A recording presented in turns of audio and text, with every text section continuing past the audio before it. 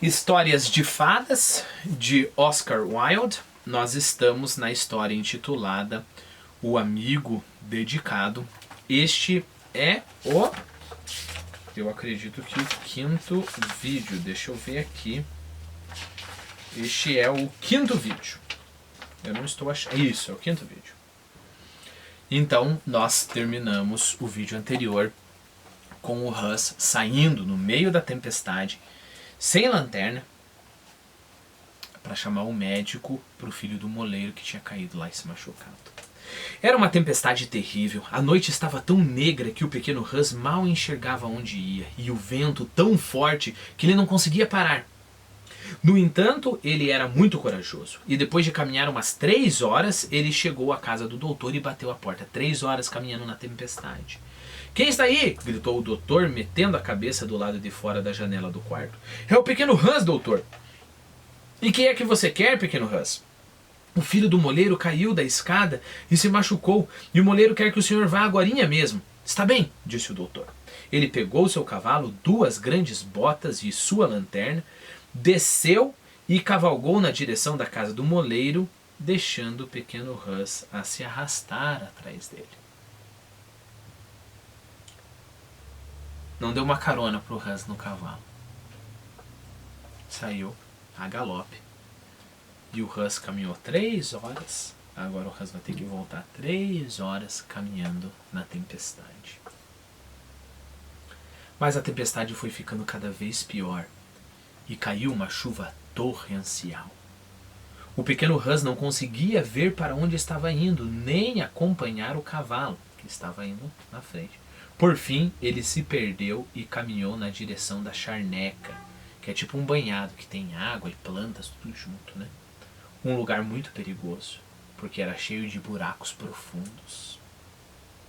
E foi num deles que o pequeno Hus se afogou. Seu corpo se afogou, morreu.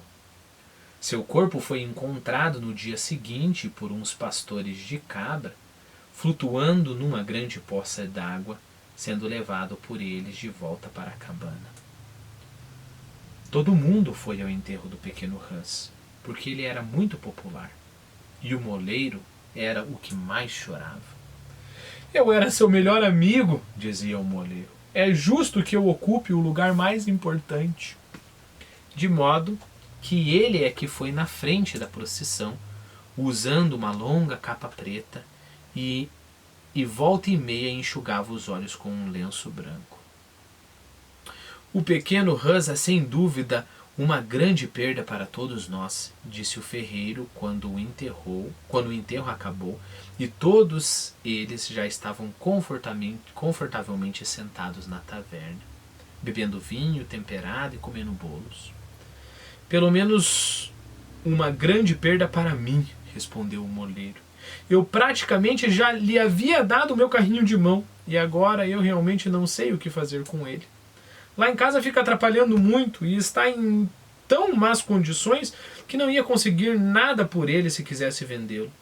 Vou tomar o maior cuidado para nunca mais tornar a dar coisa nenhuma. Sofre-se muito quando se é generoso." "E daí?" disse o ratão da água depois de uma longa pausa.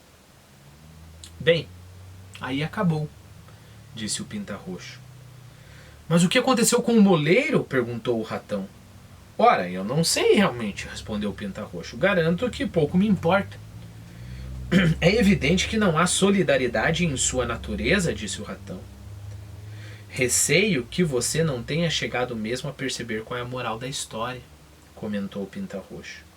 "Ah, o quê?" gritou o ratão. "A moral. Você quer dizer que essa história tem uma moral?" "Certamente," disse o pinta-roxo. "Ora, deixe disso," disse o ratão com um ar muito zangado. "Acho que você devia ter me dito isso antes de começar. Se tivesse eu por certo, não teria escutado se eu soubesse que essa história tem uma moral. Na verdade, eu teria dito, pois sim, como crítico. No entanto, eu ainda posso dizê-lo agora. Pois sim!" gritou a plenos pulmões, sacudiu o rabo e tornou a entrar em seu buraco. Quer dizer, pois sim é o modo como o crítico usa para nem escutar o que as outras pessoas estão falando, né? Isso é um pouco importante. E o que é que você acha do ratão d'água? Perguntou a pata, que chegou nadando alguns minutos mais tarde. Ele tem vários pontos positivos, mas eu, do meu lado, tenho meus sentimentos maternos e jamais consegui olhar para um solteirão convicto sem que as lágrimas não me viessem aos olhos, porque o ratão não tem família. Né? Receio que o tenha irritado, respondeu o pinta-roxo. O fato é que eu contei a ele uma história com moral. Ah, isso é sempre uma coisa muito perigosa de se fazer, disse a pata. E eu concordo inteiramente com ela. E acabou. Vamos conversar um pouquinho, né? Primeiro de tudo, e eu concordo inteiramente com ela, e eu não vou dizer qual que é a moral da história. O narrador, quem está contando a história pra gente, está falando. Não vou dizer, porque é muito perigosa. E ninguém deixa o pinta-roxo contar qual que é a moral da história. Mas a gente pode tentar descobrir qual que é a moral da história. E eu acho que a gente já conversou sobre a moral da história. A moral da história é que não basta ser bonzinho, tem que ser bom. Né? A moral da história também é que as palavras vazias, elas não servem de nada. A moral da história também é que o mal, a pessoa que é má, ela consegue com essas palavras vazias enganar os outros e enganar até a si mesma. Né? Repare, quando o moleiro estava lá no funeral, na frente da procissão, ele realmente achava, na estupidez dele e no seu mundo de discurso, de falar bonito, ele realmente achava que ele era um bom amigo. Então essa é uma outra moral da história. E a gente pode pensar em várias e várias e várias e várias morais para essa história. Ficou só mais uma pergunta. Que história difícil, né? Nossa, o Russ foi sofrendo. E eu nem falei a pergunta ainda, calma lá. Sofrendo, e depois ele morre no final. E a pergunta é, por quê? Por que o Oscar Wilde decidiu escrever uma história dessa? E a resposta é, infelizmente, tem muita coisa desse tipo acontecendo no mundo a todo tempo. E as boas histórias não são feitas para que a gente esqueça da realidade. As boas histórias são feitas para que a gente veja outras realidades que são da mesma natureza dessa realidade em que nós estamos. Então as outras histórias, as histórias boas, elas nos ensinam a ver a realidade. E uma vez que a gente vê isso, nós não somos enganados. Então nós não vamos ser como o Russ e nós não vamos ser como o moleiro. Ok? Não vamos ser, porque a gente sabe que isso é um absurdo, porque a gente já viu isso acontecer nessa história. E a gente viu a coisa horrível que pode acontecer.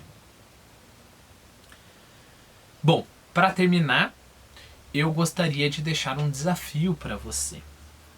Eu gostaria que você pensasse lá no meio da história, lá no meio, talvez quando o moleiro pediu para o Russ ir buscar o filho dele, talvez um pouco antes, quando o moleiro pediu para o Russ consertar o telhado. Eu gostaria que você entrasse nesse meio da história. Vamos supor quando o moleiro pediu para o Russ consertar o telhado. E você criasse para você mesmo um outro final. Um outro final possível. Né? Um outro meio e um outro final. O Russ na hora teria começado a pensar e o que teria acontecido. Faça isso, porque na verdade é isso que você vai fazer com a tua vida.